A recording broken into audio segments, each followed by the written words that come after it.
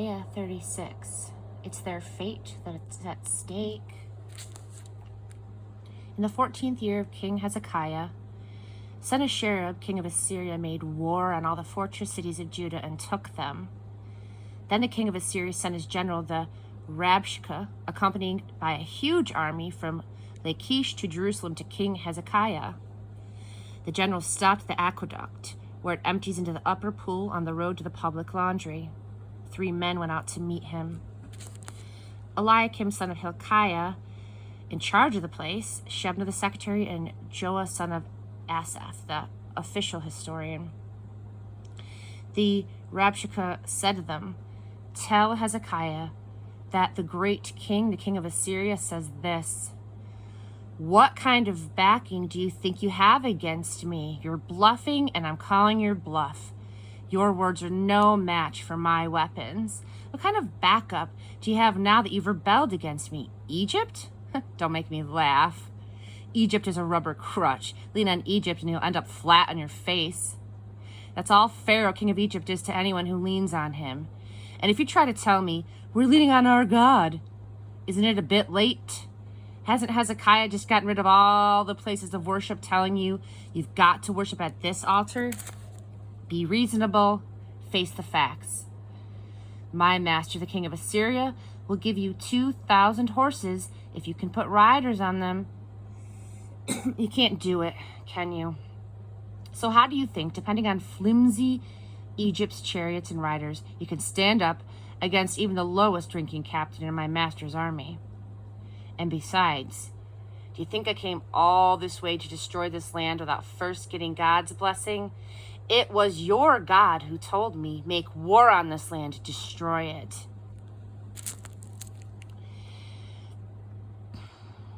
Eliakim, Shebna, and Joah answered the Rabshakeh, "Please talk to us in Aramaic. We understand Aramaic. Don't talk to us in Hebrew within earshot of all the people gathered around." But the Rabshakeh replied, "Do you think my master has sent me to give this message to your master and you, but not also to the people clustered here? It's their fate that's at stake. They're the ones who are going to end up eating their own excrement and drinking their own urine." Then the Rabshakeh stood up and called out loudly in Hebrew, which was the common language, "Listen to the message of the great king, the king of Assyria. Don't listen to Hezekiah's lies. He can't save you.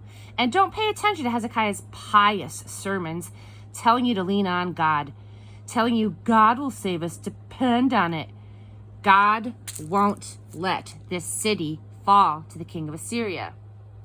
Don't listen to Hezekiah. Listen to the king of Assyria's offer. Make peace with me. Come and join me.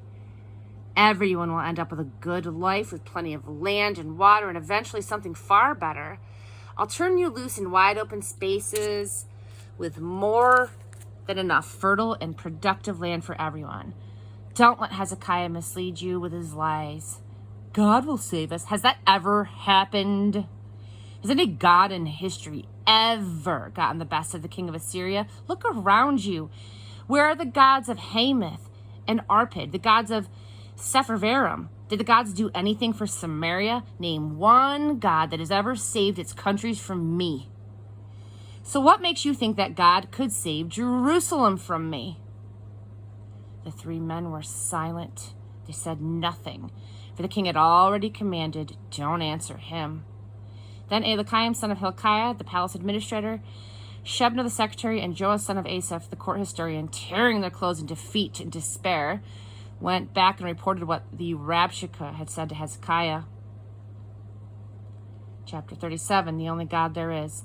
When King Hezekiah heard the report, he also tore his clothes and dressed in rough, penitential burlap gunny sacks, and then he went into the sanctuary of God. He sent Eliakim, the palace administrator, Shebna the secretary, and the senior priests, all of them dressed in penitential burlap, to the prophet Isaiah, son of Amoz. They said to him, "Hezekiah says this is a black day. We're in crisis. We're like pregnant women without even the strength to have a baby.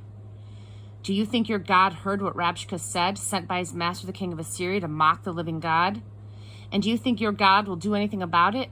Pray for us, Isaiah. Pray for those of us left here holding the fort. And then King Hezekiah's servants came to Isaiah. Isaiah said, tell your master this. This is God's message. Don't be upset by what you've heard. All those words the servants of the Assyrian king have used to mock me. I personally will take care of him. I'll arrange it so that he'll get a rumor of bad news back home and rush home to take care of it. And then he'll die there, killed a violent death. The Rabshakeh left and found the king of Assyria fighting against Libnah. He had gotten word that the king had left Lachish. Just then, the Assyrian king received an intelligence report on King Tirhakah of Ethiopia. He's on his way to make war on you. On hearing that, he sent messengers to Hezekiah with instructions to deliver this message. Don't let your God in whom you so naively lean deceive you, promising that Jerusalem won't fall to the king of Assyria. Use your head. Look around at what the kings of Assyria have done all around the world. One country after another devastated. And do you think you're going to get off? Have any of the gods of any of these countries ever stepped in and saved them? Even one of these nations my predecessors destroyed. Gozan, Haran, Reseph, and the people of Eden who lived in Telassar. Look around. Do you see anything left of the king of Hamath, the king of Arpad, the king of the city of Seraphim, the king of Hena, and the king of Iva? Hezekiah took the letter from the lands of the messengers and read it. Then he went into the sanctuary of God and spread the letter out before God. Then Hezekiah prayed to God, God of the angel armies, enthroned over the cherubim angels. You are God, the only God there is, God of all kingdoms on earth. You made heaven and earth. Listen, O God, and hear. Look, O God, and see. Mark all these words of Sennacherib that he sent to mock the living God. It's quite true, O God, that the kings of Assyria have devastated all the nations and their lands. They've thrown their gods into the trash and burned them. No great achievement, since they were no gods, anyway. Gods made in worships, carved from wood and chiseled from rock. An end to the no gods. But now step in, O God, our God. Save us from him. Let all the kingdoms of earth know that you and you alone are God. Then Isaiah, son of Amos, sent this word to Hezekiah. This is God's message, the God of Israel. Because you brought King Sennacherib of Assyria to me in prayer, here's my answer, God's answer. She has no use for you, Sennacherib, nothing but contempt. This virgin daughter of Zion. She spits at you and turns on her heel, this daughter Jerusalem. Who do you think you've been mocking and reviling all these years?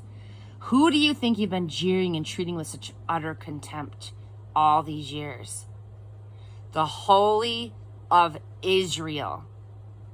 You've used your servants to mock the Master. You've bragged, with my fleet of chariots, I've gone to the highest mountain ranges, penetrated the far reaches of Lebanon, chopped down its giant cedars, its finest cypresses. I conquered its highest peak, explored the deepest forests. I dug wells and I drank my fill. I emptied the famous rivers of Egypt with one kick of my foot. Haven't you gotten the news that I've been behind this all along? This is a long-standing plan of mine, and I'm just now making it happen. Using you to devastate strong cities, turning them into piles of rubble, and leaving their citizens helpless, bewildered and confused, drooping like unwatered plants, stunted like withered seedlings. I know all about your pretentious poses, your officious comings and goings, and yes, the tantrums that you throw against me. Because of all of your wild raging against me, your unbridled arrogance that I keep hearing of, I will put my hook in your nose and my bit in your mouth. I'll show you who's boss. I'll turn you around and take you back to where you came from. And this, Hezekiah, will be your confirming sign. This year's crops will be slim pickings, and next year won't be much better. But in 3 years, farming will be back to normal with regular sowing and reaping, planting and harvesting. What's left of the people of Judah will put down roots and make a new start. The people left in Jerusalem will get moving again. Mount Zion survivors will take hold again. The zeal of God of the angel armies will do all of this. Finally, this is God's verdict on the king of Assyria. Don't worry, he won't enter this city. He won't let loose a single arrow.